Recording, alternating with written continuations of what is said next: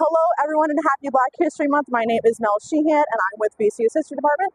And today I'm at Shockoe Bottom African Burial Ground, which is located next to the Main Street Station, Lumpkins Jail, and it's right off 95 North. Established sometime in the late 1790s, this burial ground was the first designated area for free and enslaved African Americans to be buried.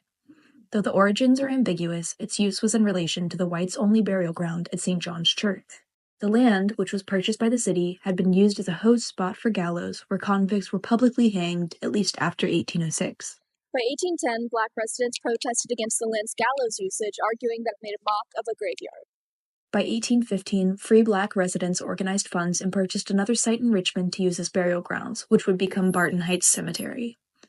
A year later, the city would open up another burial site in Shockoe Hill, which would become the location of where the East Marshall Wells Street project remains were disinterred by VCU medical staff, and Shockoe Bottom would be closed.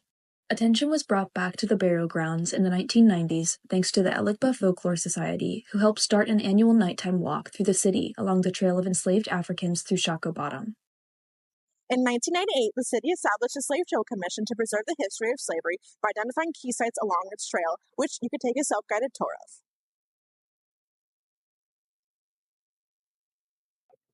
The land in which the site sits has been destroyed by multiple different factors over time, such as hill runoffs, infill, and construction of what we now know to be Interstate 95.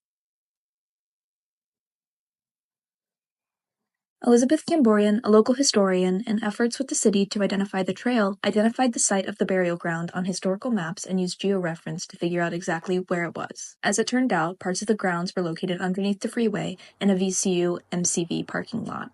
Groups of activists sought to have the site commemorated properly, leading to the Department of Historical Resources studying Camborian's findings, concluding that she was in fact correct. In 2011, Governor Bob McDonnell used state funds to purchase the lot from VCU and transfer the property to the city. After the lot was removed, activists and artists put signage here, signifying this place as the African burial ground.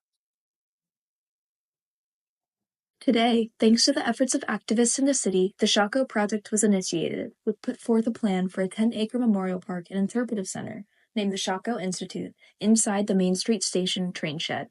The Virginia Department of Historic Resources also installed a highway historical marker for Richmond's first municipal African cemetery at the corner of 16th and Broad Street.